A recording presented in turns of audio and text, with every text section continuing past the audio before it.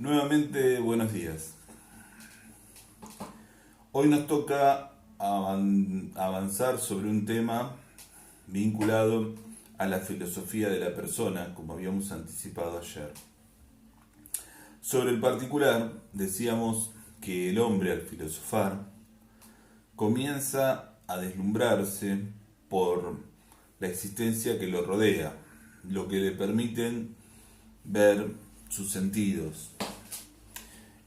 Hablaríamos de la naturaleza y también al alcance de sus mismos sentidos el cosmos, dicho esto de alguna forma por los objetos celestes que se encuentran en el cielo. Esta comprensión del mundo que lo rodea lo hace preguntarse por sí mismo y cuál es su lugar en ese cosmos, en ese mundo que lo rodea.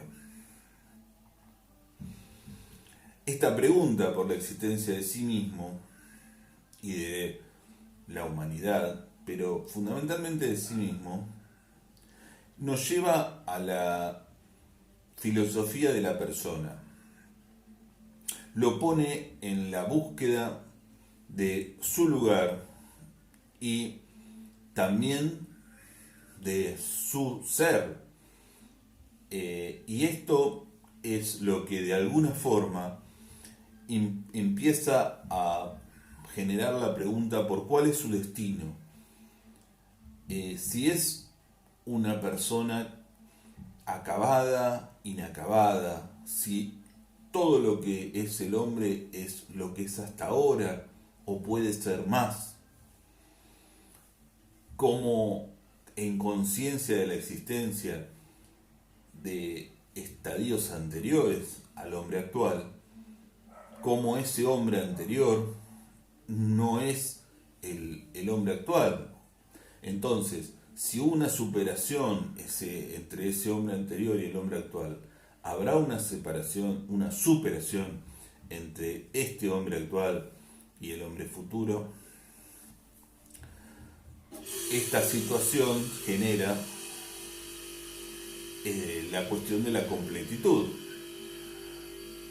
de la plenitud. ¿Y cuál es el estado del hombre? ¿Un estado de necesidad o un estado de satisfacción?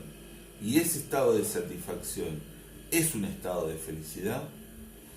Todas estas preguntas van surgiendo y de alguna forma llevan a la pregunta socrática del conócete a ti mismo como una forma de encontrar la respuesta a estas preguntas. La temática de la contradicción del individuo y la personalidad, sus posibilidades, su libertad, el hombre y la cultura, el aquí y ahora, la dimensión temporal y espacial, son todas partes de esta filosofía de la persona. Desde el pensar humano, el hombre quiere y quiere para sí, creando su propia existencia y su inserción en el cosmos. El hombre crea de alguna forma su cosmos. Fijémonos, por ejemplo, que ante esta situación de retracción de la humanidad por el coronavirus, por las casi cuarentena universal que estamos viviendo, surgen temas como el mejoramiento de las aguas, del aire, la aparición de animales que no estaban ocupando determinados lugares, pasar a ocuparlos.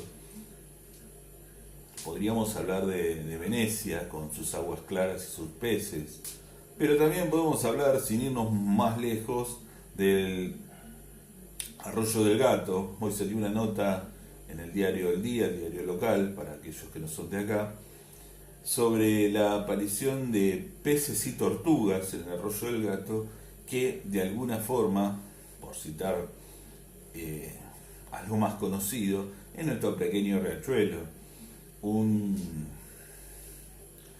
reflejo de agua que está a la altura de Ringuelet. Cito Gonet para aquellas personas que no son de acá. Entre La Plata y Gonet se encuentra la localidad de Ringuelet, y más o menos a la altura de la calle 514 se encuentra el Arroyo del Gato, una zona que ha sido siempre muy castigada por la presencia humana, tanto social como industrial. Y como decía la pregunta, la película, perdón, la naturaleza se hace lugar, está recuperando un espacio que nosotros estamos dejando de usar, obligados, pero lo hemos dejado de usar. Así el hombre empieza a darse cuenta cómo es esta sociedad que tiene con el resto del mundo animado, particularmente con los animales no humanos. Y también puede llegar a reflexionar y a pensar si su rol es de dueño del mundo o simplemente el hábitat le ha sido prestado. Y en ese hábitat prestado tiene obligaciones con sus cohabitantes y con las generaciones futuras. Así puesta la reflexión para ustedes, también empieza el tema de cómo pensamos ese mundo, cómo pensamos nuestro mundo, y nos lleva a la postulación de Descartes: pienso, luego existo. La realidad la construimos a partir del pensamiento, a partir de esta imagen que tenemos del hombre y su proyección. Transformamos la realidad en base a estos pensamientos. Y lo hacemos mayormente con los límites propios que tienen nuestros pensamientos. Esos límites que están vinculados a lo racional y también, por qué no decirlo, a lo aprendido. En el primer ejercicio por decirlo de alguna manera, nuestros primeros palotes en la materia digital, iniciamos el foro de saberes previos. Bueno, esos saberes previos, esos conocimientos que tenemos en este caso particular era por lo que aprendimos en el secundario básicamente, o en materias de derecho, pero en la vida nuestros saberes previos están vinculados con nuestra socialización primaria y secundaria. Y la apropiación de un ideal de mundo. Pero hay otros. Harper nos hablaba de la filosofía original, nos habla de la filosofía original en el texto que agregamos, y la pone en cabeza de las personas que no están limitadas por esa racionalidad, o al menos no están tan limitadas por esa racionalidad como podemos estar las personas en una etapa ya de jóvenes y adultos. Y la encuentra esa filosofía original, por ejemplo, en las preguntas casi inocentes de un niño, por citar alguna de ellas del texto de Harper.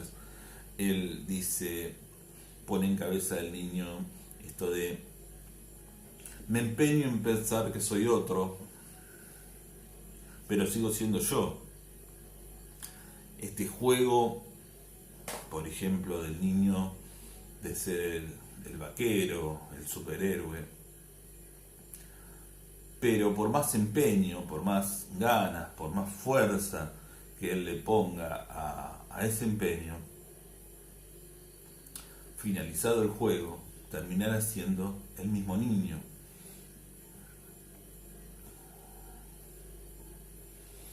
También pone filosofía original en las personas con enfermedades mentales, que logran vislumbrar a veces revelaciones metafísicas.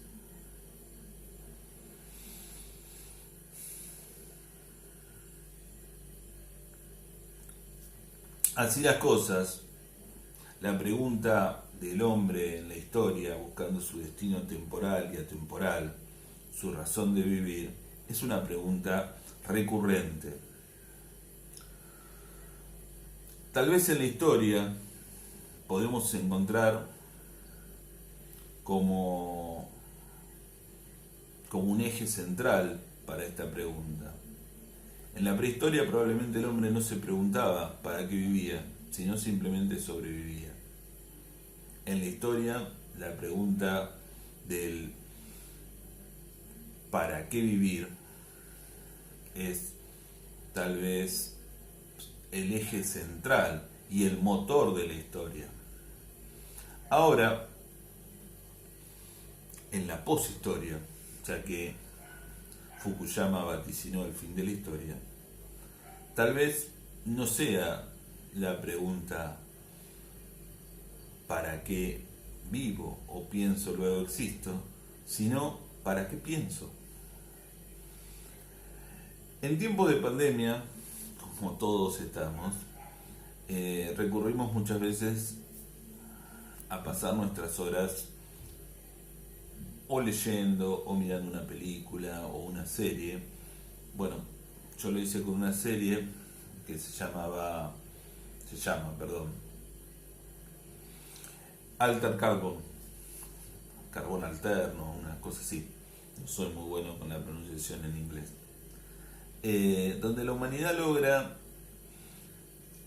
conservar la personalidad de cada individuo en este carbón alterno a manera de una especie de pila, y cambiando la funda, no me vendría mal cambiar la funda a mí, pero bueno, cambiando la funda logra la eternidad. Una analogía tal vez al pensamiento de me quedé con lo anterior, tal vez fui un poco incompleto. Logra la eternidad. Esta eternidad, de alguna forma, lo hace ya no pensar en qué voy a hacer. Voy a ser eterno. Ya no necesito el pensar qué pasa después, por ejemplo, del fin de la vida, cuando la vida pasa a ser la constante. Una analogía le decía tal vez al pensamiento de Richard Dawkins en su obra El gen egoísta. Ayer les agregué un resumen de texto ilustrado que resulta más liviano y más fácil de ver que tal vez estos videos que estoy grabando, pero bueno, es lo que tenemos. En donde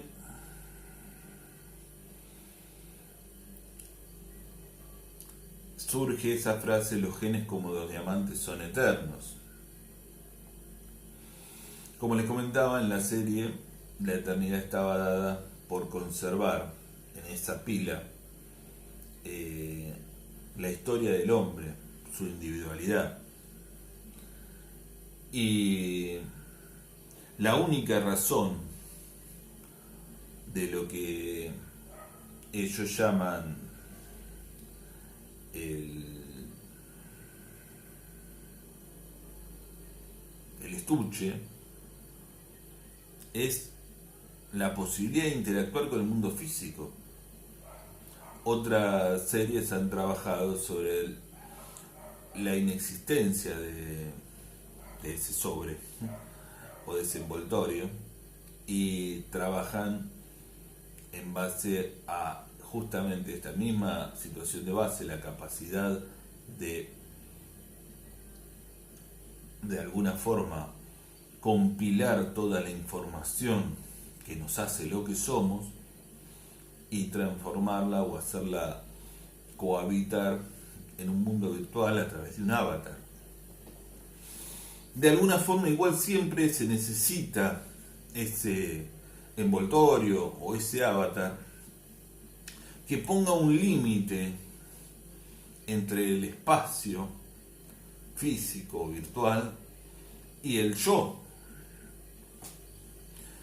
que es un límite además identificatorio. Otra cosa como para jugar en estas semanas de pandemia e ir filosofando, porque en definitiva lo que nosotros estamos buscando es generar preguntas, y esas preguntas y esa admiración que nos puede generar la pregunta nos lleve a filosofar. Así que bueno, un poco esta cuestión. En la prehistoria tal vez el hombre no se preguntaba por el vivir, no pensaba en el vivir, porque estaba sobreviviendo. En la historia el hombre piensa y luego de ese pensamiento existe. Y tal vez en la poshistoria se pregunte, o ya no se pregunte, justamente el por qué pensar, porque estará resuelta la pregunta. Pero mientras siga existiendo la pregunta, nos va a obligar a la respuesta. Este pensamiento en la existencia y también en la trascendencia ha llevado al hombre, como le decía, a la búsqueda de su razón, a la búsqueda de su destino y también a la búsqueda de la razón de la existencia y el objeto de la existencia, a la búsqueda de Dios. El filósofo Blas Pascal nos recuerda bíblicamente la frase: consuélate, no me buscarías si no me hubieses encontrado. Sabiendo que la inmensidad de Dios escapa a la naturaleza humana, y aún habiendo encontrado el hombre a Dios, tiene la necesidad de seguir buscándolo. Esa necesidad de conscientes de la finitud humana, ir en búsqueda de la perfección divina o de la plenitud divina. El hombre se siente indefenso en la naturaleza. Pensemos nuevamente el ejemplo de la pandemia, como un virus imperceptible nos tiene en jaque, nos tiene encerrados. Alguien dijo: estamos en prisión domiciliaria. Y somos tan vulnerables. Esto que decía en algún momento otro filósofo, el grabar a veces no me ayuda a acordar el nombre, de que no sabemos que hoy tal vez nos sentimos plenos y mañana no sabemos si podremos alcanzar el día. En algún video próximo recordaré la frase y le citaré el autor.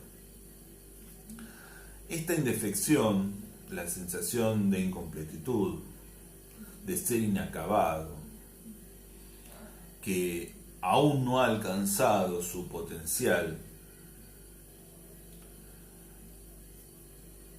hace que apenas logremos tener cierta madurez física, cierta madurez intelectual, cierto bienestar económico, iniciamos el camino de perderlo todo hasta llegar a la muerte. Y lo lleva a la necesidad de este pensamiento sobre lo trascendente. Y también hemos hablado de la mismidad, pero nos encontramos con la necesidad, el hombre como el ser político, el son politicón, o son civitas, el hombre de Aristóteles necesita en su desarrollo la comunidad. Y también lo hace en este juego de egoísmo y altruismo que nos propone Dawkins en el gen egoísta, en una situación de que el hombre no vive, sino que convive, y que el hombre, nos lo decía el Papa Francisco el otro hace muy poquito, no se salva solo, se salva en comunidad. Fíjense que la pandemia también nos muestra esto, esta cuestión de que nuestros actos, o esta la famosa frase de Alejandro Magno, el hombre es responsable de sus propios actos, y sobre esos propios actos hacia el éxito de la comunidad, nos lleva a que esta búsqueda que hablábamos al principio, la búsqueda de sentido, ya no sea la del sentido de la persona misma, del hombre mismo, sino la búsqueda de la humanidad en su conjunto.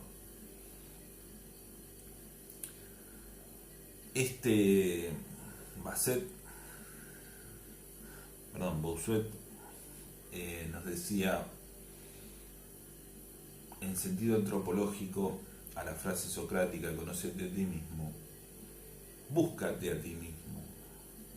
Pero esta búsqueda no puede ser una búsqueda en un laberinto en el desierto, sino es una búsqueda en la comunidad y en la extensión de la individualidad en la comunidad. Bueno, los dejo entonces con una exhortación a pensar en esto que estuvimos charlando, y así como para dejarles un tip, algo para hoy, el tema de si es idéntico el concepto de humanidad en la individualidad y personalidad. Gracias, nos estamos viendo mañana.